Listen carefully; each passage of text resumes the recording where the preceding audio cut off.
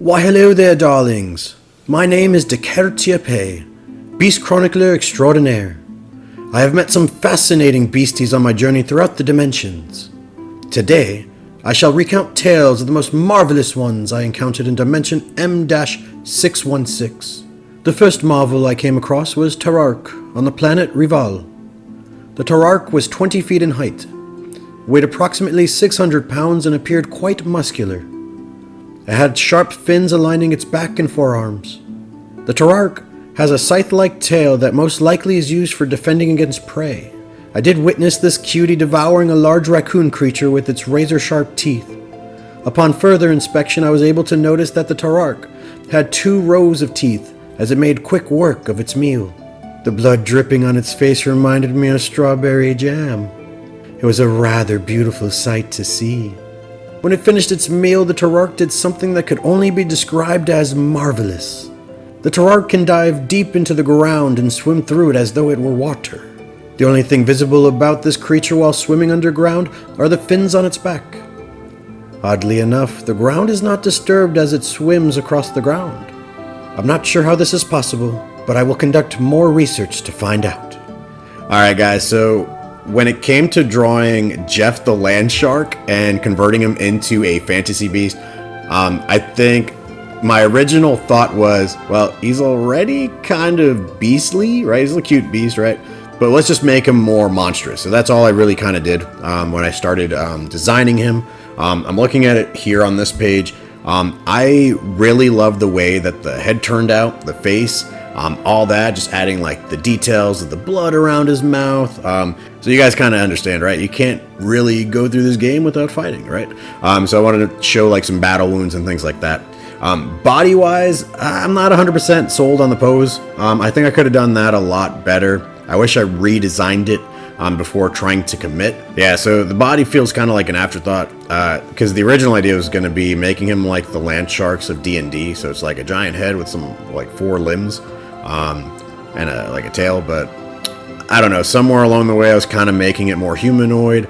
Probably shouldn't have, wish I didn't, but I think it turned out okay. All right, not my favorite in the batch, but it was the first one that I did. All right, so hopefully you enjoy Jeff the Land Shark as Tarark in my Fantasy Beast series.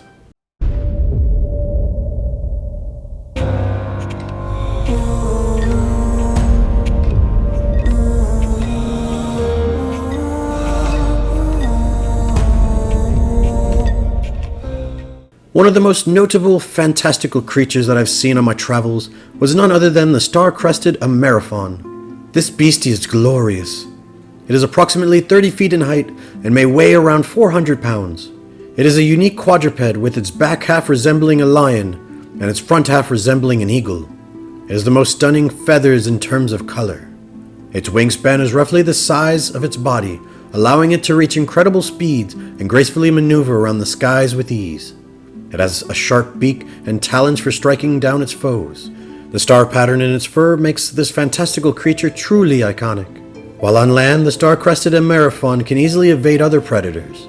It has incredible power in its hind legs that allow it to reach great speeds. While being attacked, the Ameraphon uses its wings as a shield. While on the offensive, the beastie can shoot out razor-sharp feathers at its target. One thing I couldn't figure out was how it managed to get its wings to ricochet off nearby objects to target its prey. I guess I'll have to take a closer look at its wings before I can finish up this entry in my Beastiary. So this one was actually the last image that I drew, but I'm placing it here second because I think my last drawing in this batch is actually my favorite. So when it comes to Captain America, you really can't do a Marvel piece without him, and so I wanted to make sure I incorporated him.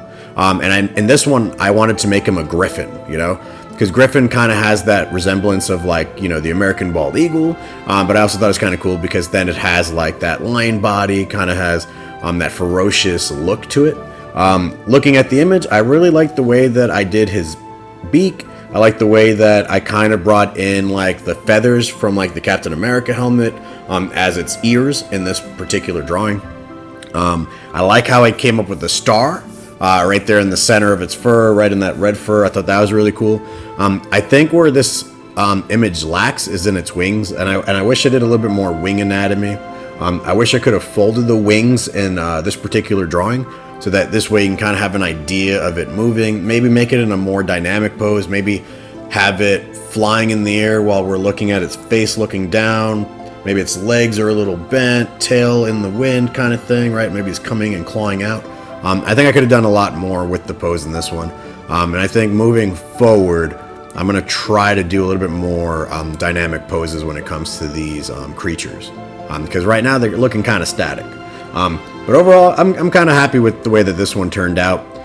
So here's the end results for Captain America as Ameriphon in my Fantasy Beast series.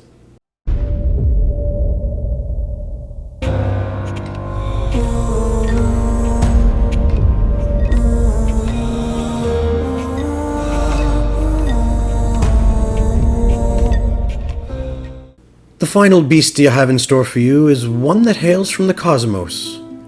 This incredible species is one that happens to be inorganic.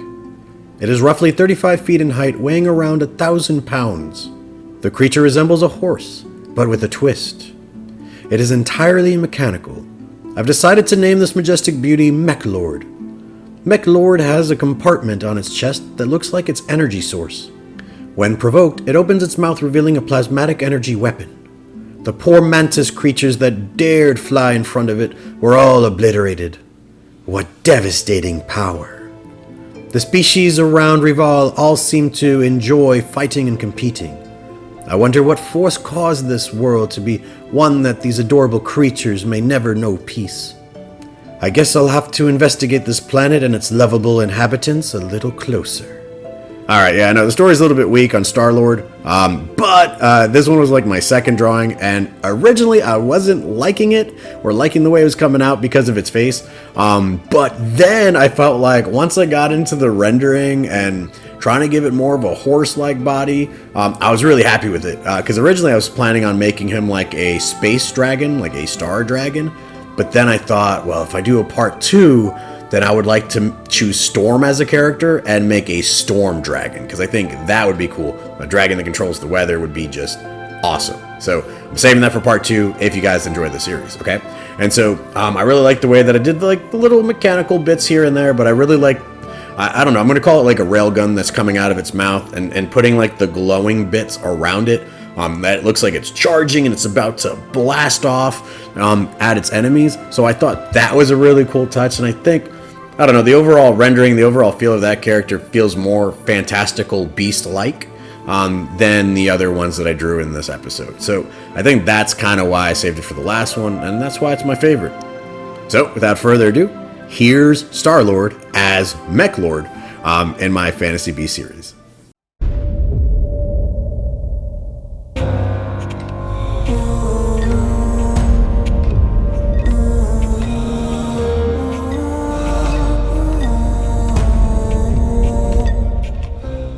Well guys, I hope you enjoyed this episode. If you did, please leave this video a like. If you're new to this channel, please consider subscribing. We just reached 2,000 subscribers, and we would be happy if you decided to join our ever-growing S-Squad family.